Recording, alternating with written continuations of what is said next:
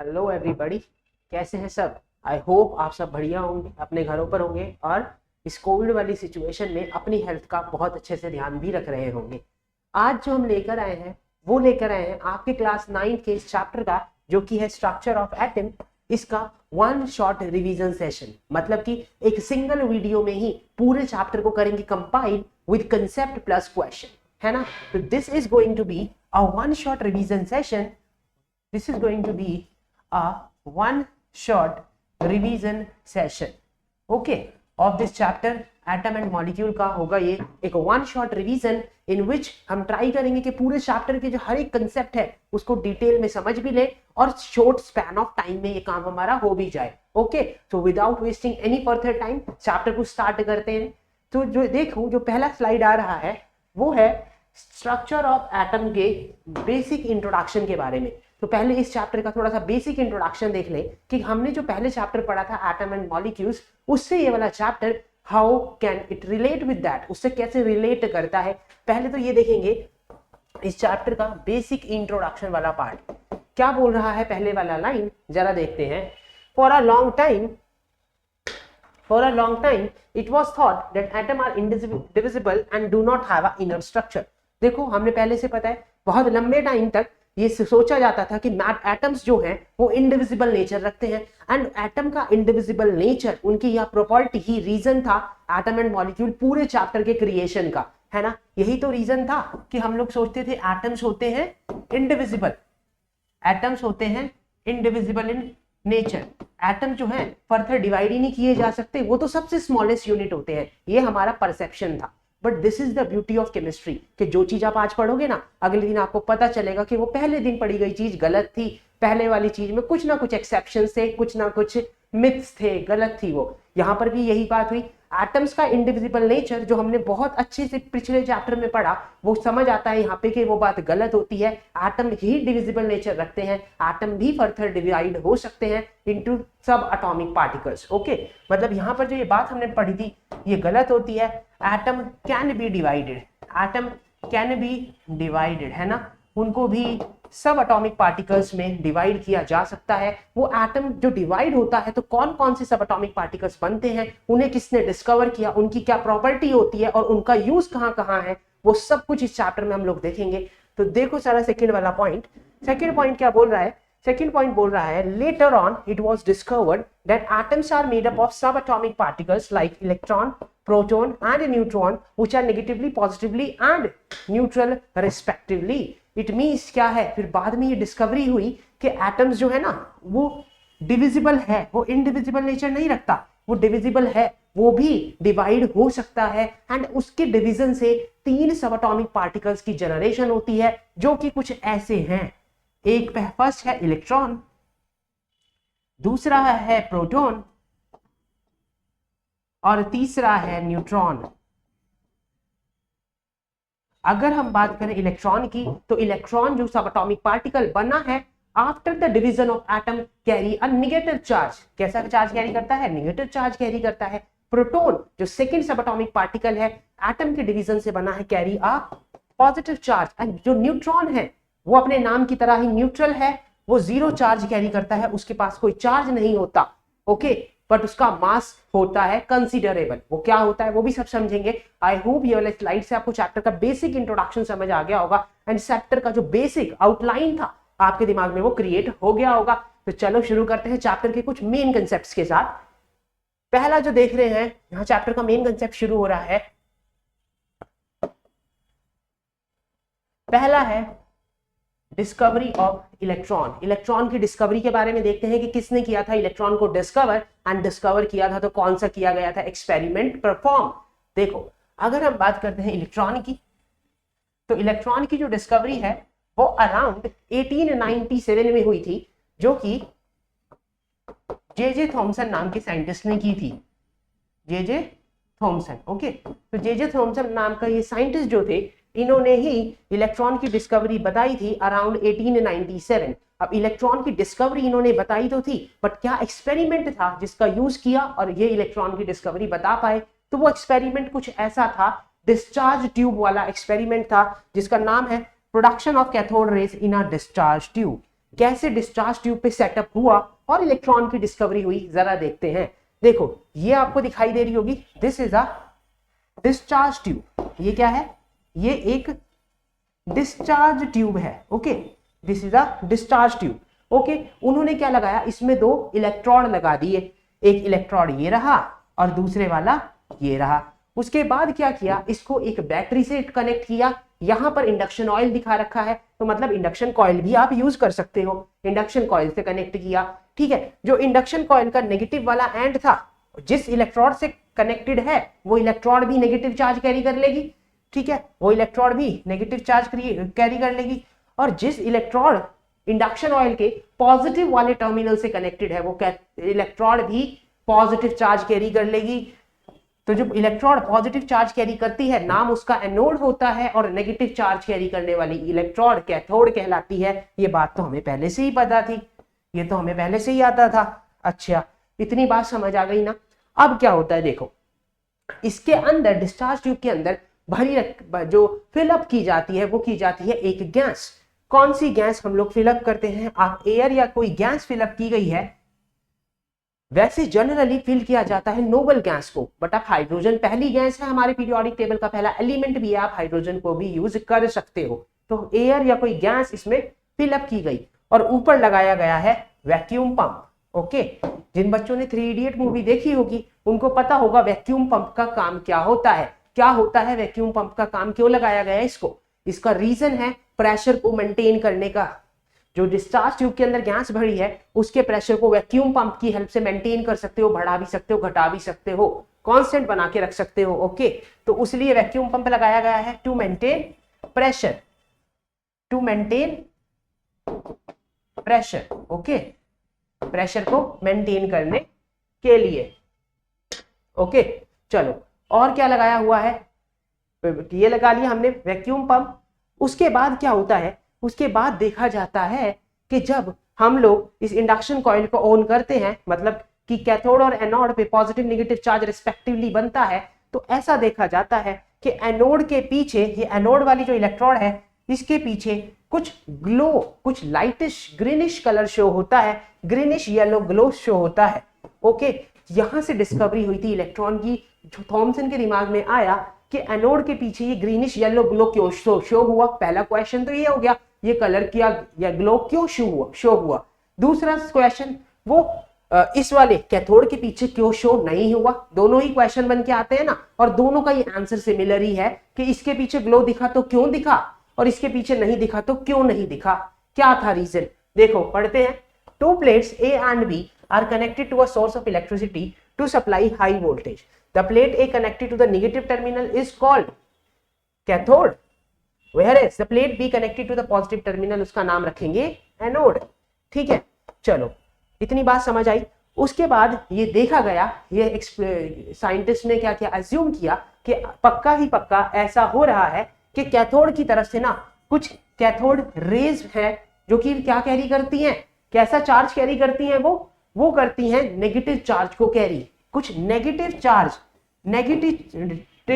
Carry करती हुई cathode rays कुछ आ रही हैं, और उनकी वजह से ही एनोड के पीछे ग्रीनिश येलो ग्लो शो हो रहा है। ओके, ये चीज देखी गई और उन्होंने बताया यहां से ये कैथोड रेज क्या चार्ज कैरी करती है, नेगेटिव चार्ज कैरी करती है। बाद में इसका नाम इलेक्ट्रॉन पड़ा है, पहले इसका नाम कैथोड रेज ही था। ओके, अब यहां से हमारे पास एक क्वेश्चन और बनेगा। वो क्वेश्चन क्या है, वो क्वेश्चन है कि आपने ये बात तो बता दी कि कैथोड की तरफ से कुछ रेज आ रही हैं जो नेगेटिवली चार्ज कैरी करती हैं, जिसकी वजह से एनोड के पीछे ग्रीनिश येलो ग्लो शो हो रहा है। इससे ही इलेक्ट्रॉन की डिस्कवरी हुई, क्योंकि इलेक्ट्रॉन को पहले कैथोड रेज का ही नाम दिया गया था। ठीक है, बट फिर आप ये बात, एक क्वेश्चन दिमाग में आता है कि वो यही सेम जो बात बताई गई है वो एनोड की तरफ से क्यों नहीं हो रही। एनोड की तरफ से रेज आ जाती और यहां पर कैथोड के पीछे ग्लो शो हो जाता, ऐसा भी तो हो सकता था, ऐसा क्यों नहीं हुआ। ये ही क्वेश्चन आगे जाके रीजन बनेगा प्रोटॉन की डिस्कवरी का। हम प्रोटॉन की डिस्कवरी में इस क्वेश्चन को जरूर डिस्कस करेंगे। आई नो आपके दिमाग में एक क्वेश्चन है कि ये काम जो आपने रेज यहां से लेकर गए हो वो यहां से भी तो आ सकती थी, ग्लो यहां भी तो शो हो सकता था। This question is very correct and this is the reason behind the discovery of proton, जो अभी पढ़ेंगे। पर इलेक्ट्रॉन की डिस्कवरी आपको यहाँ पे समझ आई होगी। ओके, नेक्स्ट है डिस्कवरी ऑफ प्रोटॉन, है ना। इलेक्ट्रॉन की डिस्कवरी समझ आ गई ना। अब हम प्रोटॉन की डिस्कवरी को देखेंगे। प्रोटॉन की डिस्कवरी किसने करी थी? वो की थी साइंटिस्ट गोल्डस्टीन ने। गोल्डस्टीन नाम का जो साइंटिस्ट थे, उन्होंने प्रोटॉन की डिस्कवरी की थी। अब प्रोटॉन की डिस्कवरी का जो बेसिक क्वेश्चन था, कैसे जो प्रोटॉन की डिस्कवरी है, इस चीज का जो क्वेश्चन आया वो तो हमने लास्ट स्लाइड में देखा ही कि व्हाई कैथोड की तरफ से रेज जा रही है, एनोड की तरफ से क्यों नहीं आ रही। That is the basic reason for the discovery of proton. कैसे हुई थी प्रोटॉन की डिस्कवरी? देखो, he took a discharge tube with a perforated cathode. Perforated means वो कैथोड जिसमें छोटे छोटे उन्होंने क्या किए हुए थे? होल्स किए हुए थे, ठीक है। And a gas at low pressure was taken inside a discharge tube. Experiment बिल्कुल सेम ही रहा जैसे पिछले वाले इलेक्ट्रॉन की डिस्कवरी में किया गया था। सेम ही डिस्चार्ज ट्यूब लिया गया, इंडक्शन कॉइल भी लिया गया, एनोड भी, कैथोड भी। यहां पर होता है कैथोड, दिस इज कैथोड, दिख रहा है, दिस इज परफोरेटेड कैथोड। बस डिफरेंस क्या हुआ, वहां कैथोड था, यहां हमने लिया परफोरेटेड कैथोड। अगर मैं आपको बताऊं परफोरेटेड कैथोड का मतलब, तो वो था परफोरेटेड कैथोड। परफोरेटेड कैथोड का क्या मतलब है? Cathode having holes. कैथोड में अगर छोटे छोटे होल्स हैं, छेद बने हुए हैं, वो परफोरेटेड कैथोड कहते हैं उसको हम। वैक्यूम लगा हुआ है, vacuum pump to maintain the air pressure low pressure maintain करने के लिए। सिमिलर ही है पिछली बार के एक्सपेरिमेंट की तरह ही, बट कैथोड जो है परफोरेटेड कैथोड यूज किया गया। और इस बार क्या देखा गया, जब हमने परफोरेटेड कैथोड लिया, कैथोड में छोटे छोटे होल्स थे, ऐसा कैथोड लिया, तो कहानी उल्टी हो गई बिल्कुल। इस बार एनोड की तरफ से रेज आ रही थी और कैथोड में प्रेजेंट वो होल्स जो थे परफोरेटेड कैथोड में, उससे पास हो रही थी। और इस बार इस परफोरेटेड कैथोड के पीछे ग्लो फ्लोरेसेंस या ग्लो शो हो रहा था। यहां से डिस्कवरी हुई थी प्रोटॉन की, है ना। मतलब कि यहां से अब देख ये बोला गया, क्योंकि ये एनोड की तरफ से आ रही है, तो ये एनोडिक रेज हैं, ये क्या है? एनोड रेज हैं या कैनाल रेज हैं, और ये परफोरेटेड कैथोड में प्रेजेंट होल्स के थ्रू पास हो रही हैं, और इसी वजह से पीछे हमें ग्लो या फ्लोरेसेंट शो हो रहा है। ओके, तो उनका नाम क्या रखा गया? एनोड रेज रखा गया। जैसे पहले हमने पढ़ा था कैथोड रेज, कैथोड रेज पहले इलेक्ट्रॉन का नाम कैथोड रेज ही था, उसी तरह से प्रोटॉन का नाम भी बाद में प्रोटॉन पड़ा, पहले वो एनोड रेज ही कहलाती थी। तो ये था प्रोटॉन का डिस्कवरी, फुली इस तरह से प्रोटॉन का डिस्कवरी हुआ था। नेक्स्ट देखते हैं जरा। On applying high voltage between the anode and cathode, it is observed, क्या ऑब्जर्व किया गया? जब एक इंडक्शन कॉइल के थ्रू हाई वोल्टेज अप्लाई किया गया between a cathode and anode present over there inside a discharge tube, कि like cathode rays produce fluorescence, जैसे cathode rays ने fluorescence produce किया था behind the anode in the case of discovery of electron, same ही काम on the glass wall tube at E, fluorescence is also observe on the glass wall tube F. Same काम दोबारा हुआ जब हमने perforated cathode use किया, पर पहले जो काम एनोड के पीछे ग्लो था और इलेक्ट्रॉन की डिस्कवरी हुई, अब वो ग्लो एनोड के पीछे नहीं, अब वो ग्लो किसके पीछे था? परफोरेटेड कैथोड के पीछे था। And that is the reason for the discovery of proton, जो कि किसने एक्सप्लेन किया था? गोल्डस्टीन ने। और यही रीजन था प्रोटॉन नामक पार्टिकल जो कि पॉजिटिव चार्ज कैरी करता है, उसकी डिस्कवरी का। पहले नाम इलेक्ट्रॉन प्रोटॉन नहीं था, पहले कैनाल रेज और एनोड रेज का नाम दिया गया था। ओके, नेक्स्ट देखते हैं जरा।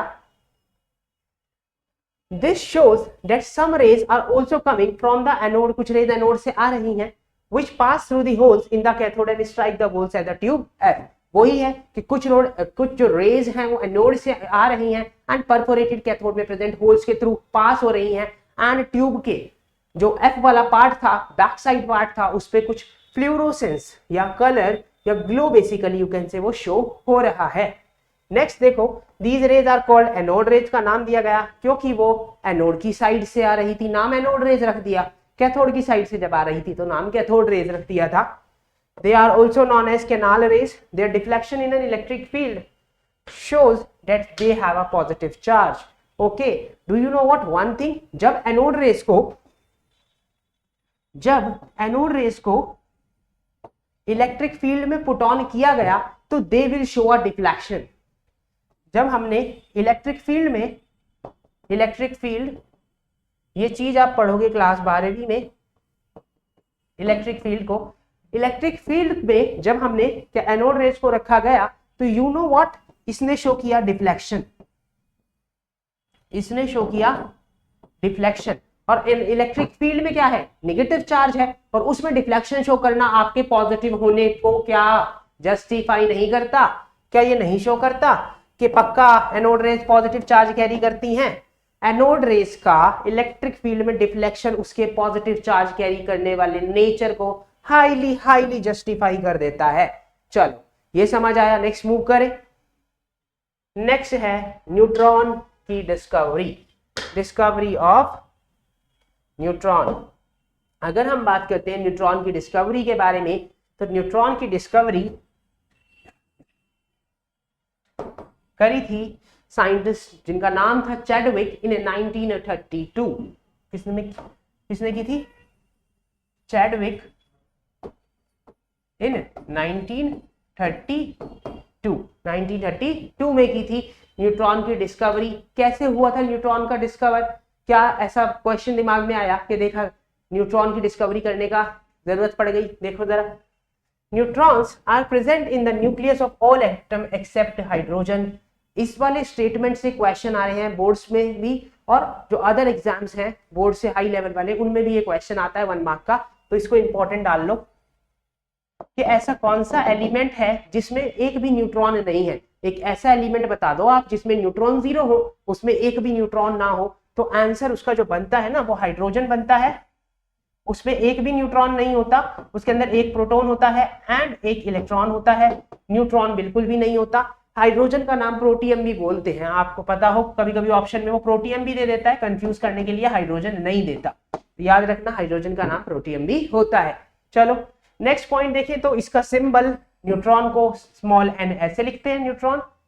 चलो, a neutron defined as a fundamental particle of an atom which has no charge but has a mass equals to that of hydrogen atom। Okay, अगर हम बात करते हैं न्यूट्रॉन की, तो न्यूट्रॉन जो है वो एटम के न्यूक्लियस में प्रेजेंट रहता है, मतलब कि वो एटम के मास में कंट्रीब्यूट करता है। उसमें मास तो होता है, कितना होता है? हाइड्रोजन एटम जितना, as a mass of that of hydrogen atom, but वो चार्ज में कंट्रीब्यूट नहीं करता because it has a zero charge, it is neutral, it is neutral. Okay, आ गई बात समझ कि न्यूट्रॉन होता है न्यूट्रल। हाइड्रोजन या प्रोटियम वो स्पीसीज है जिसमें न्यूट्रॉन नहीं होते। न्यूट्रॉन न्यूट्रल होता है तो चार्ज में तो कंट्रीब्यूट नहीं करता, बट उसका सिग्निफिकेंट मास होता है, वो एटम के मास में कंट्रीब्यूट करता है, और उसका मास होता है equal to that of hydrogen atom. Okay, I hope यहां तक का जितना भी कंसेप्ट हो गया होगा आपको क्रिस्टल क्लियर। नेक्स्ट कंसेप्ट को देखें जरा। नेक्स्ट है हमारा nuclear and extra nuclear part of an atom. Okay, इस वाले सेशन में जो अभी मतलब 5 से 7 मिनट में हम लोग पढ़ने वाले हैं न्यूक्लियस के बारे में, एक एटम के इनर पार्ट के बारे में, कि न्यूक्लियस है तो उसके अंदर क्या क्या है, और न्यूक्लियस से बाहर जो पार्ट है जिसे हम बोल रहे हैं एक्स्ट्रा न्यूक्लियर पार्ट। क्या बोल रहे हैं? Extra nuclear part. Extra nuclear part मतलब एटम का वो वाला पार्ट जो कि न्यूक्लियस से अलग है, मतलब एटम का कुछ पार्ट तो न्यूक्लियस ऑक्यूपाई करता है, उसके अलावा बचा हुआ full space is called as extra nuclear part. तो देखिए पहले न्यूक्लियस को। न्यूक्लियस क्या बोलता है? Central part of the atom is nucleus and consist of proton and neutron. मतलब एक एटम का जो सेंट्रल वाला पार्ट होता है उसे न्यूक्लियस बोलते हैं, उसमें न्यूट्रॉन और प्रोटॉन दोनों ही पार्टिकल, सब एटॉमिक पार्टिकल प्रेजेंट रहते हैं। Okay, almost all the mass of an atom is in the nucleus. Okay, देखो जो इलेक्ट्रॉन का मास होता है वो बेहद ही कम होता है, 10⁻³ किलोग्राम रेंज का होता है। हम उसको निगलेक्ट करते हैं, वो नेग्लिजिबल होता है। तो मतलब एटम का जितना भी मास होता है वो सिर्फ 2 सब एटॉमिक पार्टिकल्स की वजह से होता है, जो कि होता है न्यूट्रॉन प्लस में प्रोटॉन, और ये दोनों ही सब एटॉमिक पार्टिकल न्यूक्लियस के अंदर प्रेजेंट रहते हैं। तो कहीं ना कहीं बोल सकते हैं ना कि सारा का सारा एटम का मास न्यूक्लियस के अंदर ही होता है।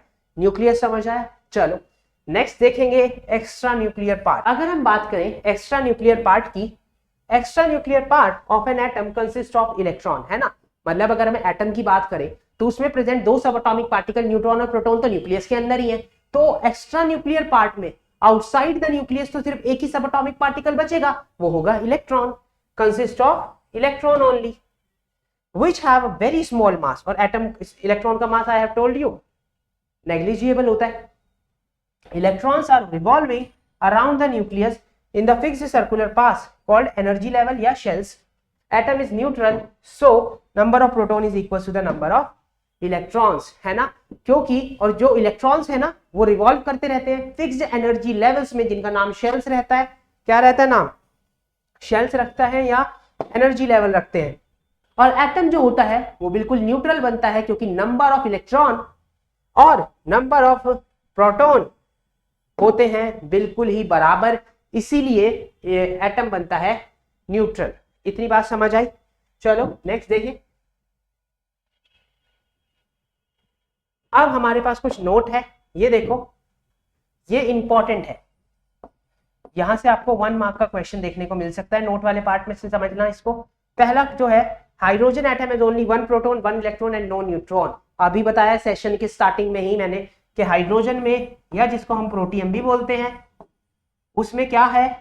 एक इलेक्ट्रॉन है, यस है, एक प्रोटॉन है, ये भी है, बट उसमें 0 न्यूट्रॉन है, यस, उसमें 0 न्यूट्रॉन रहते हैं, उसमें एक भी न्यूट्रॉन प्रेजेंट नहीं होता। दूसरा पॉइंट देखेंगे, the atoms of the different element differ in the number of electrons, protons and neutron. पक्की बात है, अगर डिफरेंट एलिमेंट हैं उनके एटम्स में number of electron, proton, neutron, all the 3 were different. Okay, मतलब कि atoms of different element, atoms of different element have different number of all subatomic particles, all subatomic particles। चलो इतनी बात समझ आई। चलो नेक्स्ट मूव करते हैं। नेक्स्ट पार्ट क्या बोल रहा है? नेक्स्ट हमारे पास है Thomson's model of an atom. Okay, हमारा जो था चैप्टर का 20% पार्ट ओवर हो गया, कितने शॉर्ट स्पैन ऑफ टाइम में। अब हमें पढ़ेंगे एटॉमिक मॉडल्स के बारे में डिस्कशन करेंगे। अब ये जो टॉपिक है ये है atomic models. In atomic models में से जो नंबर 2 वाला मॉडल हम पढ़ेंगे, जो कि होगा रदरफोर्ड का मॉडल, इंपॉर्टेंट है, क्वेश्चन उसमें से आएगा। ओके, तो अगर हम बात करते हैं एटॉमिक मॉडल्स की, तो चैप्टर में 3 एटॉमिक मॉडल हम लोगों ने देखने हैं। फर्स्ट इज जे थॉमसन वाला atomic model, second is Rutherford का atomic model, and third and the last one जो हमें देखना है वो है बोहर्स का एटॉमिक मॉडल। तीनों मॉडल को पढ़ेंगे डिटेल में। पहला शुरू करते हैं with J Thomson's atomic model.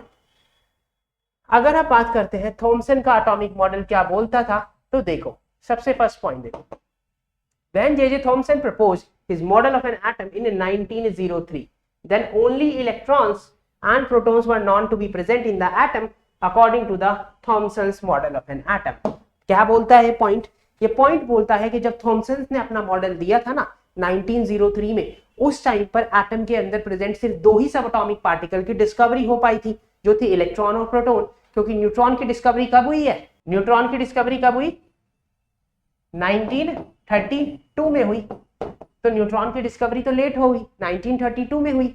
Thompson ने अपना मॉडल पहले ही दिया, तो उसे तो सिर्फ 2 ही सब एटॉमिक पार्टिकल के बारे में पता था, एक इलेक्ट्रॉन और एक प्रोटॉन। तो मतलब कि उसके पूरे मॉडल में न्यूट्रॉन की बात ही नहीं होगी, सिर्फ बात इलेक्ट्रॉन और प्रोटॉन की होगी। इतनी बात आपके दिमाग में सेट बैठ गई कि थॉमसन एटॉमिक मॉडल में न्यूट्रॉन की बात अपन ने करनी ही नहीं है, क्योंकि उसने जब ये बात बताई तो न्यूट्रॉन तो डिस्कवर ही नहीं हुआ था। पहला पॉइंट देख लो। अब an atom consists of a sphere or a ball of positive charge with negatively charged electrons embedded in it। okay, पहला उसने क्या बोला कि atom is just like a sphere, it is just like a ball, है ना। उसने बोला atom एक बॉल की तरह है, स्पेरिकल है एटम, जिसके सरफेस पे क्या है? पॉजिटिव चार्ज है, जिसके सरफेस पे पॉजिटिव चार्ज है और नेगेटिव चार्ज उसके अंदर एम्बेडेड है। एम्बेडेड का मतलब है धंसा हुआ है, ओके, ये बताया थॉमसन ने कि एक बॉल की तरह स्फेरिकल शेप में एटम रहता है जिसके सरफेस पे पॉजिटिव चार्ज डिस्ट्रीब्यूट रहता है एंड उसमें धसा हुआ इम्बेडेड रहते हैं निगेटिव चार्ज। ये बात उसने बताई। Just like watermelon, just like watermelon, जैसे वाटरमेलन का जो रेडिश पार्ट होता है, जो ईटेबल पार्ट होता है, उसने उसको कंपेयर किया कि वैसे ही पॉजिटिव चार्ज एटम में प्रेजेंट रहता है। जैसे वाटरमेलन का रेडिश पार्ट, जो रेड पार्ट होता है, जो ईटेबल पार्ट होता है, उसको उसने किससे कंपेयर किया? पॉजिटिव चार्ज से कंपेयर किया। और जो एटम का, जो वाटरमेलन का सीड्स हैं, उसके अंदर वो जिस तरह से धसे रहते हैं, उसने उसको नेगेटिव चार्ज से कंपेयर किया कि seeds is just like negative charge and reddish और edible part is just like positive charge. The positive and negative charge in an atom are equal in magnitude, due to which an atom is electrically neutral. It has no overall positive or negative charge, है ना। उसने कहा कि atom जो है वो electrically neutral बनता है क्योंकि जितना पॉजिटिव चार्ज का रहता है मैग्नीट्यूड, उतना ही मैग्नीट्यूड नेगेटिव चार्ज का भी रहता है। तो अगर पॉजिटिव नेगेटिव दोनों ही चार्ज का मैग्नीट्यूड बिल्कुल सिमिलर रहेगा तो ओवरऑल तो चार्ज 0 बनेगा और एटम इलेक्ट्रिकली न्यूट्रल बन जाएगा। ये बात समझ आई होगी। अब हम देखते हैं नेक्स्ट हमें क्या देखना है। यहां पर हमें नेक्स्ट जो देखना है वो है ई रदरफोर्ड का एटॉमिक मॉडल। जे थॉमसन का एटॉमिक मॉडल आपको अच्छे से समझ आ गया होगा। नेक्स्ट है रदरफोर्ड का एटॉमिक मॉडल एंड ये इंपॉर्टेंट भी है। रदरफोर्ड के एटॉमिक मॉडल से क्वेश्चन आते हैं। देखो रदरफोर्ड का atomic model was interested in knowing how the electrons are arranged within the atom. For this he performed some experiment known as Rutherford scattering experiment. Rutherford ने क्या था, इस अपने जो रदरफोर्ड एटॉमिक मॉडल है उसका मेन जो एडवांटेज था वो यही था, इसकी हेल्प से न्यूक्लियस की डिस्कवरी हो पाई थी। न्यूक्लियस की जो डिस्कवरी है वो हो पाई थी by the help of Rutherford atomic model. Rutherford ने जो परफॉर्म किया था वो परफॉर्म किया था एक अल्फा रे स्कैटरिंग एक्सपेरिमेंट। उन्होंने क्या परफॉर्म किया? उन्होंने परफॉर्म किया अल्फा रे स्कैटरिंग एक्सपेरिमेंट। क्या था ये alpha ray scattering experiment? Nucleus की डिस्कवरी कैसे हो पाई, इसका कंक्लूजन क्या था, एडवांटेज क्या थे, लिमिटेशंस क्या थे, सब कुछ देख रहे हैं। सबसे पहले एक्सपेरिमेंट देखेंगे कैसे alpha ray scattering experiment perform हुआ। Alpha ray scattering experiment. In this experiment, he bombarded a thin foil, gold foil, with a beam of fast-moving alpha particles. Okay, तो सबसे पहले देखो उन्होंने जो यूज किया था अल्फा स्कैटरिंग एक्सपेरिमेंट में गोल्ड फॉइल को यूज किया था। यहां पर आप पूछोगे व्हाई गोल्ड फॉइल, किसी अदर मेटल का फॉइल क्यों नहीं? रीजन था कि gold is highly malleable. Gold is highly malleable. Okay, gold क्या था? हाईली मलाइबल था। ये रीजन था। आप कहोगे नहीं, गोल्ड से ज्यादा मलाइबल मेटल तो हैं हमारे पास। बिल्कुल सही बात है, आज तो हैं, पर उस समय नहीं थे। उस समय गोल्ड ही हाईली मलाइबल एलिमेंट था, मेटल था। मलाइबिलिटी का क्या मतलब होता है, ये भी बता दो।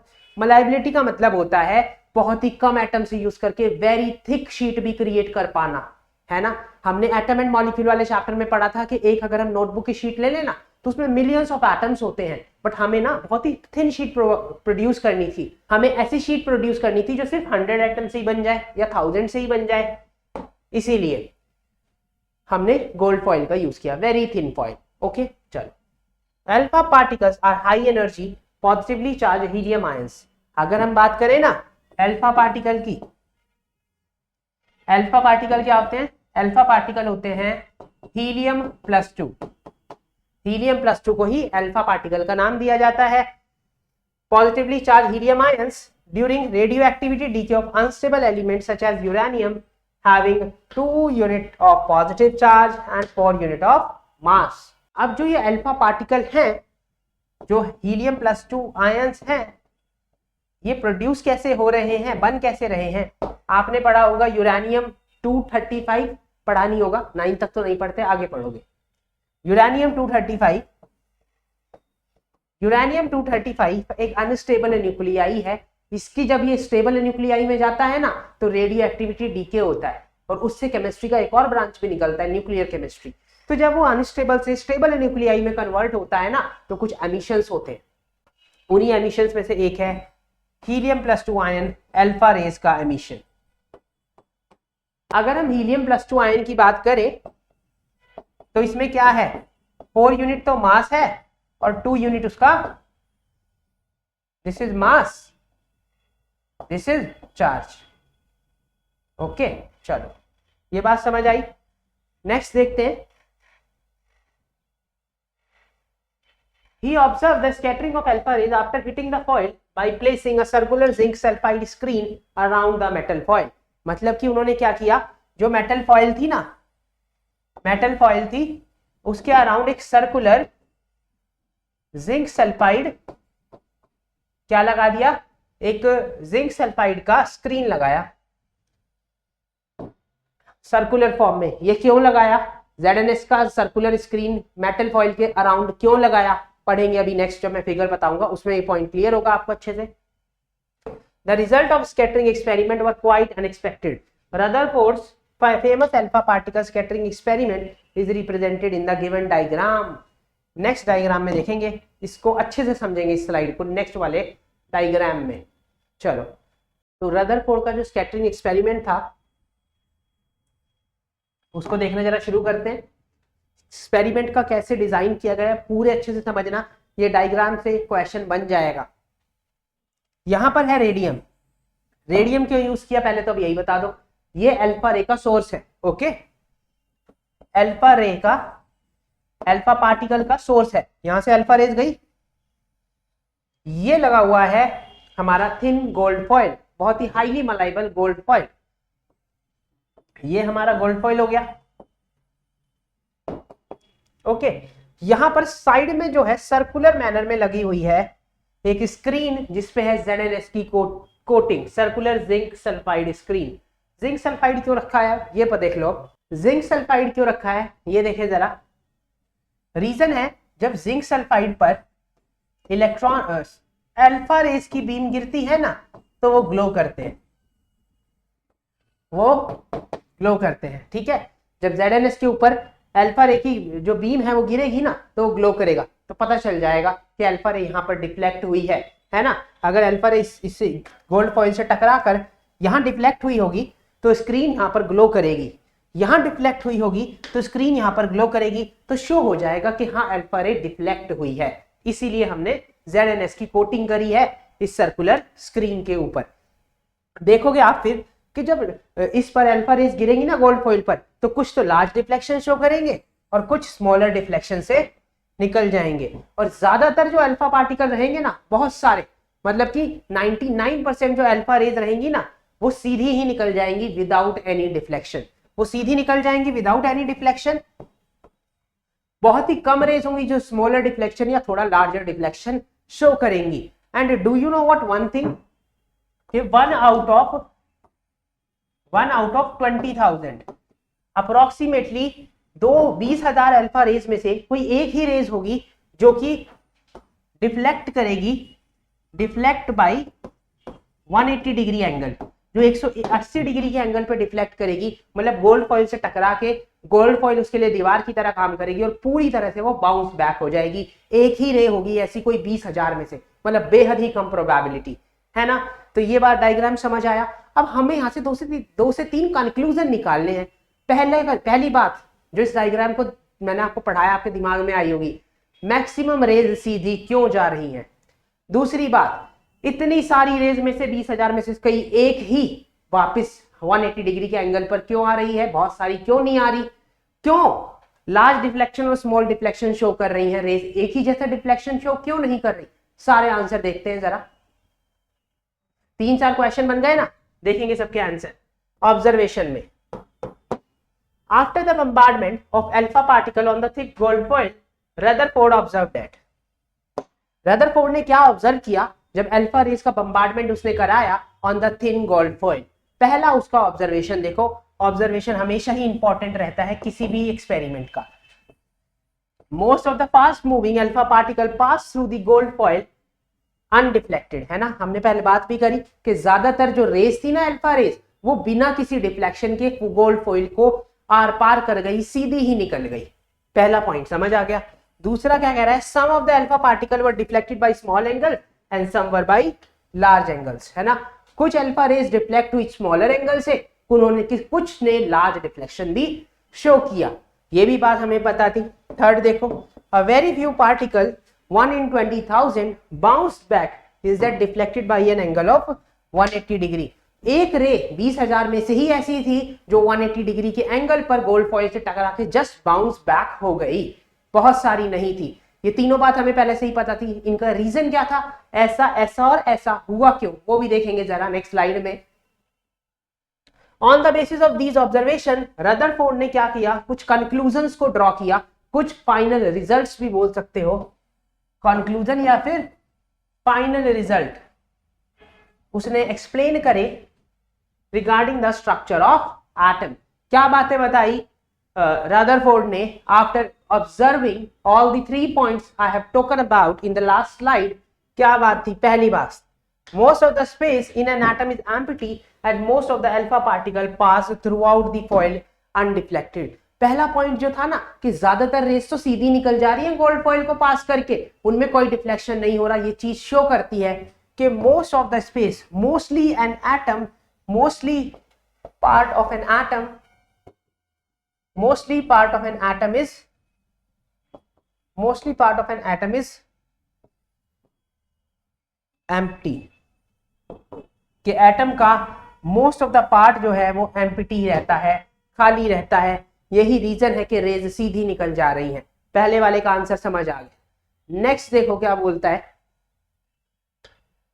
a few alpha particle were deflected from their path. Their deflection must be due to the enormous repulsion forces, showing the positive charge of the atom is not spread throughout the atom as Thomson had thought. According to Rutherford, the positive charge of an atom occupies a very little space. This is very small portion of an element called as nucleus. Okay. दूसरा point जो था कि कुछ raise जो थी small deflection show कर रही थी, कुछ लार्ज डिफ्लेक्शन शो कर रही थी, ऐसा क्यों? तो रदरफोर्ड ने बताया एक्चुअली एटम के पास जो सारा पॉजिटिव चार्ज है ना उसका, वो सेंटर पे कंसंट्रेटेड रहता है। एक एटम का पॉजिटिव चार्ज जो होगा ना जितना भी, वो सेंटर पे कॉन्सेंट्रेटेड रहता है, जो कि न्यूक्लियस के अंदर प्रेजेंट रहता है। और अल्फा रेज ना, अल्फा रेज क्या है, हीलियम +2 आयंस की रेज है, वो भी पॉजिटिव चार्ज कैरी करती हैं। इसलिए अल्फा रेज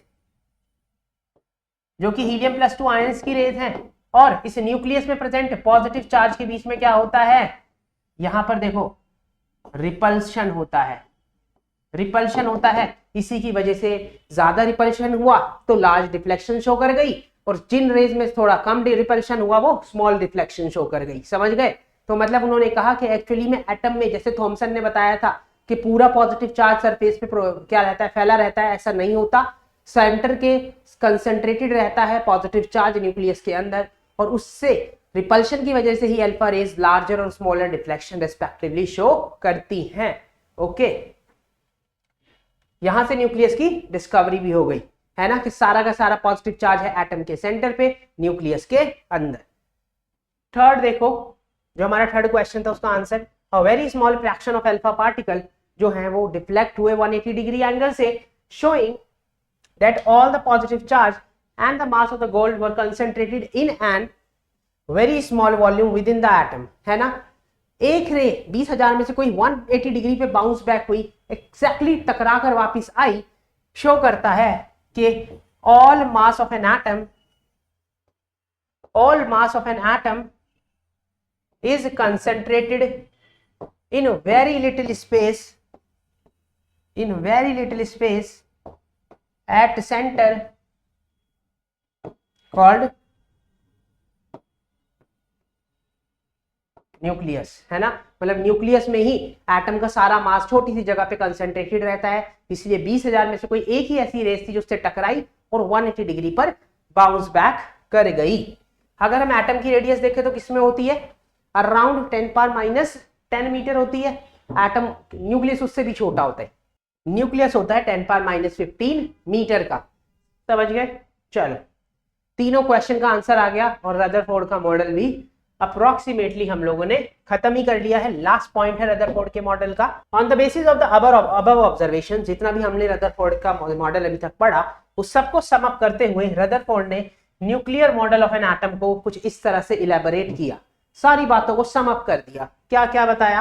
पहला पॉइंट कि atom consist of a positively charge centre called nucleus, कि एटम में ना एक पॉजिटिवली चार्ज सेंटर होता है जिसका नाम न्यूक्लियस होता है। पहली बात समझ आई। दूसरा बात बताया, the positive charge of the nucleus is due to the protons. On the other hand, the mass of the nucleus is due to the proton and some other neutral particle called neutron, which were discovered later by Chadwick in 1932. है ना? Rutherford ने बोला कि atom का सारा charge, जो charge है positive charge, वो सेंटर पे है न्यूक्लियस के अंदर, और एटम का सारा मास भी सेंटर पर ही है, जो प्रोटॉन की वजह से भी है और किसी एक अदर न्यूट्रल पार्टिकल की वजह से भी है। बाद में पता चला कि वो अदर न्यूट्रल पार्टिकल है न्यूट्रॉन, जब चैडविक ने उसकी डिस्कवरी 1932 में करी। ओके, नेक्स्ट पॉइंट क्या था? नेक्स्ट पॉइंट जो उसने बताया, the electrons revolve around the nucleus in a well defined orbits. Thus, Rutherford model of an atom resembles the solar system in which the nucleus plays the role of sun and the electrons that of revolving planets. मतलब उसने बताया कि atom is just like a solar system. Atom एक solar system की तरह है, atom एक solar system की तरह है जिसमें सेंटर पर तो जैसे सन होता है वैसे न्यूक्लियस है, और जैसे प्लैनेट उसके अराउंड रिवॉल्व करते हैं वैसे ही इलेक्ट्रॉन जो है उस न्यूक्लियस के अराउंड रिवॉल्व कर रहे होते हैं in a well defined orbits. Okay, ये बात उसने बोली। फोर्थ पॉइंट बोला, the atom is electrically neutral because total number of proton in its is exactly equal to the total number of electron. मतलब जितने टोटल नंबर ऑफ प्रोटॉन थे उतने ही टोटल नंबर ऑफ इलेक्ट्रॉन हैं, और number of proton और number of electron के equal होने की वजह से ही एटम बन जाता है इलेक्ट्रिकली न्यूट्रल, उस पर कोई भी चार्ज नहीं बनता। नेक्स्ट पॉइंट बोला, the size of the nucleus is very small as compare to that of an atom. बिल्कुल सही बात है, जहां एटम का साइज 10 की पावर -10 मीटर का होता है, न्यूक्लियस उससे बहुत ज्यादा छोटा रहता है, 10 की पावर -15 मीटर के साइज का। ये बात उसने बताई। ये सारी बात समझ आ गई। चलो नेक्स्ट देखिए। नेक्स्ट पॉइंट है, electrons and the nucleus are held together by a electrostatic force of attraction. है ना? मतलब कि इलेक्ट्रॉन्स में और न्यूक्लियस के बीच में एक फोर्स ऑफ अट्रैक्शन होता है जो कि है इलेक्ट्रोस्टैटिक फोर्स ऑफ अट्रैक्शन। है ना? कि इलेक्ट्रॉन और न्यूक्लियस के बीच में होता है एक इलेक्ट्रोस्टैटिक फोर्स ऑफ अट्रैक्शन, जिसकी वजह से एक दूसरे से क्या रहते हैं, हेल्ड रहते हैं, बाउंड रहते हैं। नेक्स्ट देखो, to explain that the electrons do not fall into the nucleus as a result of attraction, Rutherford suggested that electrons were not stationary but were moving around the nucleus in certain circular orbits. ये ही point था Rutherford के discovery को fail करने वाला, उसका limitation वो यही था, यही पॉइंट जो था वो लिमिटेशन था रदरफोर्ड के डिस्कवरी का। वो एटम की स्टेबिलिटी को एक्सप्लेन नहीं कर पाया था, वो एटम की स्टेबिलिटी को एक्सप्लेन नहीं कर पाया था रदरफोर्ड। समझे? क्या नहीं एक्सप्लेन कर पाया एटम की स्टेबिलिटी के बारे में, डिटेल में देखते हैं जरा। ड्रॉबैक जो है रदरफोर्ड के मॉडल का कि वो एटम की स्टेबिलिटी नहीं बता पाया। एटम की स्टेबिलिटी कैसे नहीं बता पाया, देखो जरा। Rutherford model could not explain the stability of an atom. एक एटम की स्टेबिलिटी के बारे में रदरफोर्ड का मॉडल बता नहीं पाया, because when a particle is moving in a circular orbit it undergoes acceleration due to which a charged particle radiate energy। मतलब कि देखो, मैक्सवेल कहते हैं कि जब भी एक चार्ज पार्टिकल, वो कैसा भी चार्ज रखे, पॉजिटिव रखे, नेगेटिव रखे, कोई प्रॉब्लम नहीं है, जब भी एक चार्ज पार्टिकल क्या करेगा, एक्सेलरेशन में होगा ना, एक्सेलरेशन में होगा तो वो लूज करेगा एनर्जी को लूज करेगा, एनर्जी को रेडिएट करेगा। तो वो कहते हैं अगर यही मैक्सवेल वाला कंसेप्ट अप्लाई किया जाए तो इलेक्ट्रॉन अगर रिवॉल्व करेंगे न्यूक्लियस के अराउंड तो उनके एनर्जी में लॉस होगा, वो एनर्जी को क्या करेंगे, रेडिएट करेंगे। और अगर वो एनर्जी को रेडिएट करेंगे तो एक ऐसा टाइम जरूर आएगा जब इलेक्ट्रॉन न्यूक्लियस पे फॉल कर जाएंगे और न्यूक्लियस और एटम क्या हो जाएगा, खत्म हो जाएगा। एटम की तो फिर क्या एग्जिस्टेंस ही नहीं रहेगी। अगर न्यूक्लियस के ऊपर इलेक्ट्रॉन फॉल कर जाए तो एटम खत्म हो जाएगा, बम्बार्डमेंट हो जाएगी। बट ऐसा तो नहीं होता, एटम तो स्टेबल बना रहता है, इलेक्ट्रॉन घूमते भी रहते हैं, इवन दो मैक्सवेल की बात तो फॉलो नहीं हो पा रही। तो यहां पर ये रदरफोर्ड का जो मॉडल था वो फेल हो जाता है, उसकी लिमिटेशन आ जाती है, उसकी ड्रॉबैक आ जाता है, जिसको क्लियर किसने किया, जिसको करेक्ट किसने किया, नेक्स्ट मॉडल ने, जो था बोहर का एटॉमिक मॉडल। उसने बताया कि एक्चुअली में एटम स्टेबल कैसे है, एटम कैसे स्टेबल है।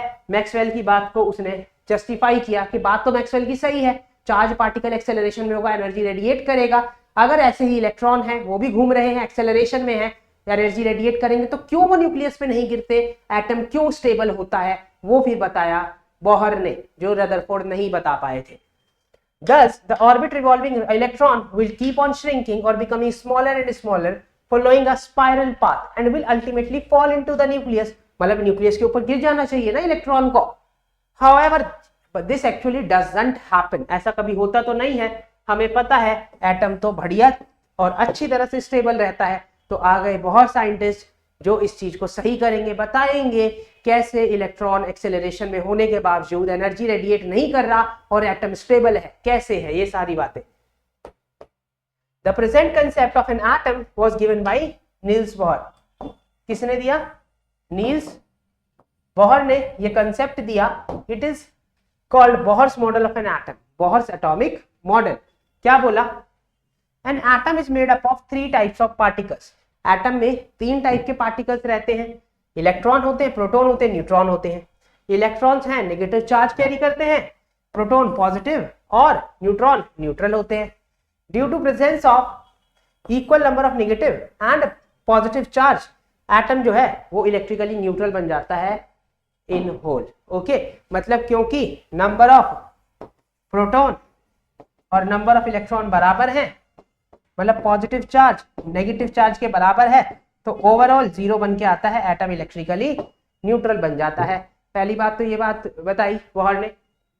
दूसरा पॉइंट देखो, दूसरा पॉइंट क्या है, the protons and neutrons are located in a small nucleus at the centre of the atom. मतलब कि जो प्रोटॉन होंगे प्लस में जो न्यूट्रॉन होंगे, दोनों के दोनों सब एटॉमिक पार्टिकल्स कहां प्रेजेंट रहते हैं, न्यूक्लियस के अंदर प्रेजेंट रहते हैं, एटम के सेंटर में प्रेजेंट रहते हैं। The presence of proton nucleus is positively charge, और न्यूक्लियस में प्रोटॉन नामक सब एटॉमिक पार्टिकल होने की वजह से ही उस पर पॉजिटिव चार्ज होता है, न्यूट्रॉन्स पर तो कोई भी चार्ज नहीं होता। ओके, थर्ड पॉइंट समझो, the electrons revolve rapidly around the nucleus in fixed circular path called energy level और शेल्फ। ये वाला पॉइंट जो था वो रदरफोर्ड के लिमिटेशन को या उसके ड्रॉबैक को करेक्ट करेगा कि जो इलेक्ट्रॉन्स है ना वो रिवॉल्व करते हैं अराउंड द न्यूक्लियस एक फिक्स्ड सर्कुलर पाथ में, जिन्हें हम एनर्जी लेवल्स या शेल्स का नाम देते हैं। कैसे है देखो, द एनर्जी लेवल्स और shells are represented in 2 ways, है ना, आइदर बाय नंबर 1 2 3 4 और by the letter KLMN। The energy levels are counted from the centre onward. Okay, मतलब कि जो एनर्जी लेवल्स है ना या जो शेल्स हैं, एनर्जी लेवल्स हैं या जो शेल्स हैं, उनको या तो 1 2 3 4 इस तरह से रिप्रेजेंट कर सकते हो, या KLMN ऐसे रिप्रेजेंटेशन उसका कर सकते हैं। ओके, चलो नेक्स्ट देखें।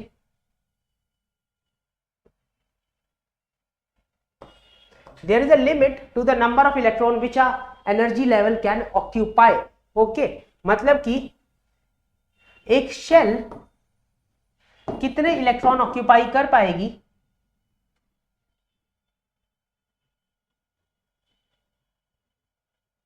एक शेल कितने इलेक्ट्रॉन ऑक्यूपाई कर पाएगी, वो होता है 2n², where n is the shell number. यही दे रखा है कि फर्स्ट एनर्जी लेवल के शेल देखे तो उसके लिए n का वैल्यू 1 हो गया, उसमें कितने इलेक्ट्रॉन हो पाएंगे, according to the formula 2 electron वो होल्ड कर सकती है। ऐसे ही अगर हम फोर्थ की बात करें n शेल की, तो उसके लिए n की वैल्यू हो जाएगी 4, और according to the formula 32 electrons ये होल्ड कर पाएगी। तो मतलब हर एक जो एनर्जी लेवल है, हर एक shell particular number of electron ही ऑक्यूपाई कर सकती है, which will be given by the formula 2n square where n is the shell number. Fifth point है each energy level या shell is associated with a fixed amount of energy, है ना, मतलब हर एक एनर्जी लेवल में और हर एक shell में एक फिक्स्ड अमाउंट ऑफ एनर्जी रहता है। और ये हमारा यहाँ से रदरफोर्ड का मॉडल भी क्लियर हो जाएगा। जो लिमिटेशन थी ना रदरफोर्ड के मॉडल की जो लिमिटेशन थी वो यहाँ से क्लियर हो जाएंगी। क्या बोलता है, the shell nearest to the nucleus having minimum energy around the shell farthest from the nucleus maximum energy, मतलब जो शेल न्यूक्लियस के पास है उसका मैक्सिमम एनर्जी नहीं मिनिमम एनर्जी होगा, और जो शेल न्यूक्लियस के बहुत दूर है वो मैक्सिमम एनर्जी कैरी करेगा। ओके चलो 6 पॉइंट देखें।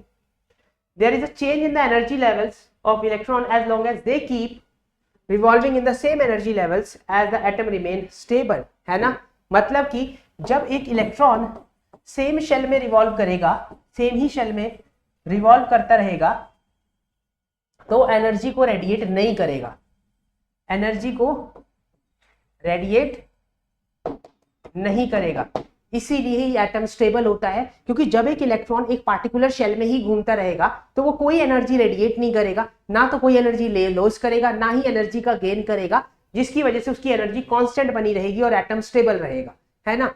दैट इज द पॉइंट जो एटम की स्टेबिलिटी भी एक्सप्लेन कर रहा है। और जब वो इलेक्ट्रॉन अपने से हायर या लोअर एनर्जी लेवल पे जाएगा तब उसमें एनर्जी का डिफरेंस आएगा, वो एनर्जी गेन या लूज करेगा। Okay, the change in the energy of an electron takes place only when it's jump from a lower energy level to a higher energy level, yeah, when electron comes down from a higher to a lower energy level it loses energy।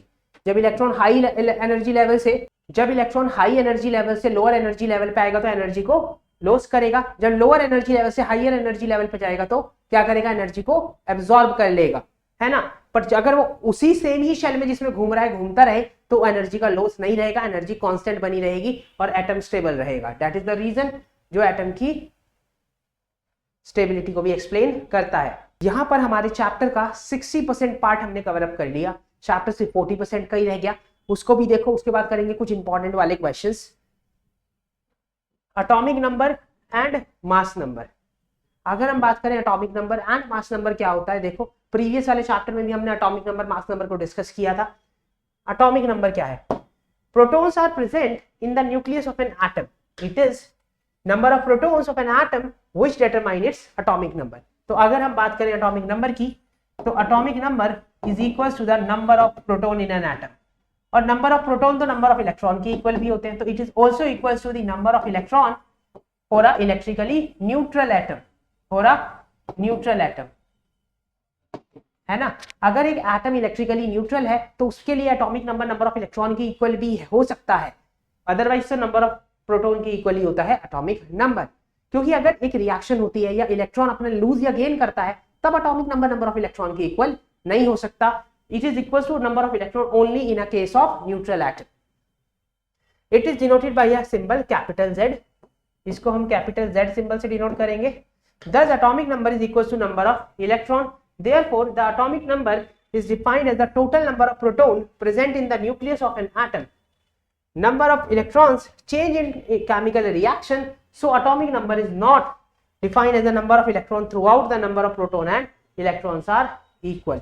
वही बात है कि atomic number of electron की equal रखा जा सकता है in the case of a neutral atom only. Otherwise number of electron नहीं, नंबर ऑफ प्रोटॉन की इक्वल ही होता है atomic number denoted by the symbol capital Z। Next slide देखते हैं जरा। नेक्स्ट अब हमें मास नंबर देखना है। मास नंबर की अगर हम बात करें that is also called atomic mass. Mass number या एटॉमिक मास कैपिटल A से डिनोट किया जाता है।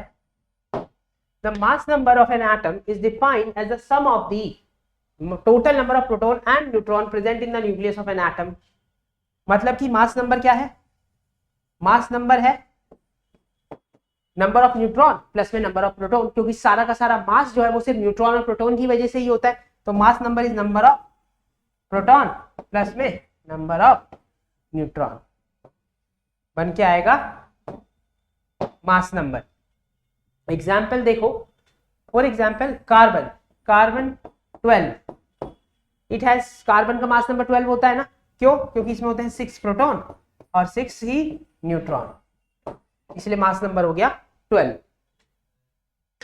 Number of proton plus number of neutron is the mass number. Next देखो, नेक्स्ट एक टेबल शो कर रखी है।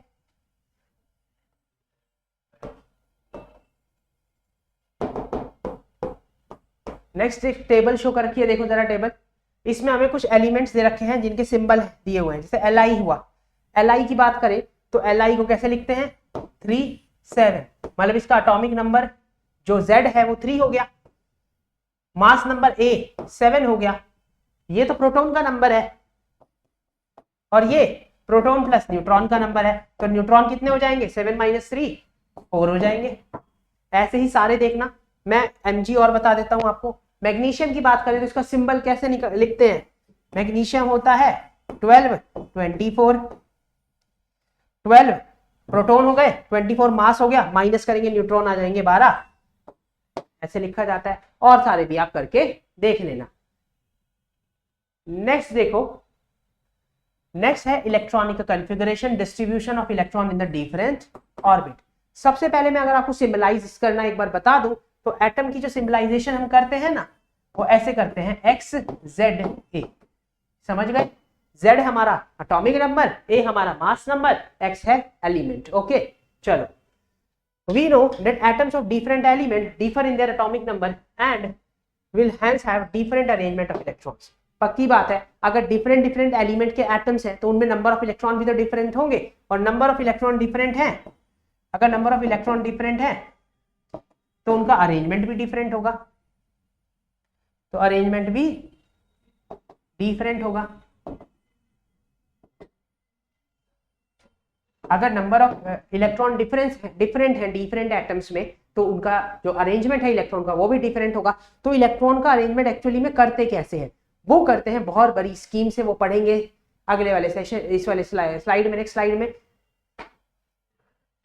कैसे करेंगे हम इलेक्ट्रॉन्स का distribution, electronic configuration. These are distributed in various energy shells which were given by Bohr, K, L, M, N, etc. The distribution or arrangement of the electrons in the different shells of an atom is called the electronic configuration of the element. It is based on a certain guidelines or rules given by Bury and Bohr called as Bohr-Bury scheme. Okay, मतलब electronic configuration का जो total concept है ना, किसने दिया था? बॉहर plus बरी, इसीलिए इसको बोलते हैं बॉहर-बरी स्कीम। बॉहर-बरी स्कीम के अकॉर्डिंगली हम इलेक्ट्रॉन्स को KLMN नाम के जो ये शेल्स हैं इनमें फिलअप करना सीखने वाले हैं, अकॉर्डिंग टू सम रूल्स जो फिलअप होते हैं। KLMN जो ये शेल्स हैं, ये भी कुछ रूल्स के अकॉर्डिंगली आप फिलअप करते हो, कुछ सर्टेन रूल को दिमाग में रखते हो, उसके बाद इलेक्ट्रॉन्स को इनके अंदर फिलअप करते हो अकॉर्डिंग टू द बॉहर-बरी स्कीम। वो क्या स्कीम है और इलेक्ट्रॉन को कैसे फिलअप किया जाता है इनके अंदर, जरा देखो। The maximum number of electron in which can be present in a particular energy shell of an atom is given by 2n square, है ना? मतलब एक मैक्सिमम इलेक्ट्रॉन जो ऑक्यूपाई कर सकती है एक शेल, एनी शेल, वो होते हैं 2n square. 2n square number electron कोई भी शेल मैक्सिमम ऑक्यूपाई कर सकती है, जहां पर n क्या है? Shell number. ओके, तो अगर हम ये चीज अप्लाई करें और के शेल, तो के शेल के लिए n है 1, तो मैक्सिमम इलेक्ट्रॉन बनेंगे 2n स्क्वायर, 2 इलेक्ट्रॉन्स आ गया। एल शेल के लिए अप्लाई करो, उसके लिए n होता है 2, 2 इंटू में 2 का स्क्वायर बनेंगे 8 इलेक्ट्रॉन्स, वो मैक्सिमम ऑक्यूपाई कर सकती है। एम शेल के लिए देखो, उसके लिए n होगा 3, 2 इंटू में 3 का स्क्वायर बनेंगे 18 इलेक्ट्रॉन, उसको मैक्सिमम ऑक्यूपाई कर सकती है। नेक्स्ट देखो एन शेल को, देखो एन शेल के लिए शेल नंबर होगा 4, 2 इंटू में 4 का square 32 electron maximum n shell occupy कर सकती है, एंड सो ऑन। ऐसे ही आप निकाल सकते हो कि मैक्सिमम एक शेल कितने इलेक्ट्रॉन ऑक्यूपाई कर सकती है by the formula 2n square, where n denotes the shell number या एनर्जी लेवल नंबर। नेक्स्ट देखो, the maximum number of electrons that can be accommodated in the outermost orbit is 8 according to the octet rule। अगर हम octet rule की बात करें, ये बात तो सही है कि एक शेल मैक्सिमम 18, 32 इतने इलेक्ट्रॉन ऑक्यूपाई कर सकती है, बट हम देखते हैं कि कितने इलेक्ट्रॉन ऑक्यूपाई कर ले without any electron electron repulsion, मतलब कि इलेक्ट्रॉन और इलेक्ट्रॉन का रिपल्शन नहीं होना चाहिए। तो अगर इलेक्ट्रॉन इलेक्ट्रॉन का रिपल्शन घटाना चाहते हो, मिनिमाइज करना चाहते हो, तो according to the octet rule एक शेल जो है ना वो मैक्सिमम 8 इलेक्ट्रॉन्स ऑक्यूपाई कर सकती है, जिसमें 8 इलेक्ट्रॉन आराम से घूम सकते हैं without any electron electron repulsion according to the octet rule. Okay, the outermost energy shell in an atom cannot have more than 8 electron even it has a capacity to take up more electron. और यही reason है कि ज्यादा electron रखने की capacity होने के बावजूद भी मैक्सिमम जो आउटरमोस्ट शेल है वो 8 ही इलेक्ट्रॉन्स रख पाती है, क्योंकि हम इलेक्ट्रॉन इलेक्ट्रॉन रिपल्शन को खत्म करना चाहते हैं, मिनिमाइज करना चाहते हैं। Okay, electrons do not enter into a new shell unless the inner shell are completely filled. In other words, the shells are filled in stepwise manner. समझे? मतलब कि जो एनर्जी लेवल्स है ना, जो एनर्जी शेल्स हैं या जो एनर्जी लेवल्स हैं, हम उन्हें स्टेप वाइज मैनर में फिलअप करते हैं। स्टेप वाइज मैनर में फिलअप करते हैं। स्टेप वाइज मैनर में फिल करने का मतलब आप एल शेल को जब ही भरोगे जब के शेल कंप्लीटली फिल होगी, आप एम शेल को जब ही भरोगे जब एल शेल पूरी तरह से भर चुकी होगी, और एन शेल को भरने से पहले देखना पड़ेगा उससे पहले वाली एन शेल होनी चाहिए पूरी तरह से फिल्ड। मतलब कि पहले इनर शेल भरी जाएगी, पहले inner shell completely occupy fill up की जाएगी, उसके बाद हम लोग फर्दर प्रोसेस करेंगे, उसके बाद फर्दर प्रोसीड करा जाएगा इलेक्ट्रॉन्स के साथ, पहले इनर शेल को कंप्लीटली फिलअप किया जाएगा। समझे? चलो नेक्स्ट हम देखेंगे valency of an element. Valency of an element, आपको अभी से मजा नहीं आ रहा, क्वेश्चन तो हो ही नहीं रहे। अभी जब इस सेशन में थियोरेटिकल पार्ट हो जाएगा ओवर, फिर हम सभी जो कंसेप्ट पढ़े हैं उनसे रिलेटेड इंपॉर्टेंट क्वेश्चंस भी देखेंगे। अभी जो नया कंसेप्ट आ रहा है वो है valency of an element. Valency निकालना देखेंगे, वैलेंसी। और यहाँ पर बस हमारे चैप्टर में 3 ही कंसेप्ट बच गए हैं, वैलेंसी, आइसोटोप, आइसोबार्स। एक कंसेप्ट में अपनी तरफ से आपको एक्स्ट्रा भी पढ़ाऊंगा, isotones, and that's all for the theoretical part. फिर हम क्वेश्चंस को देखेंगे। Valency of an element, valency क्या होती है? वैलेंसी होती है combining capacity of an atom. एक एटम की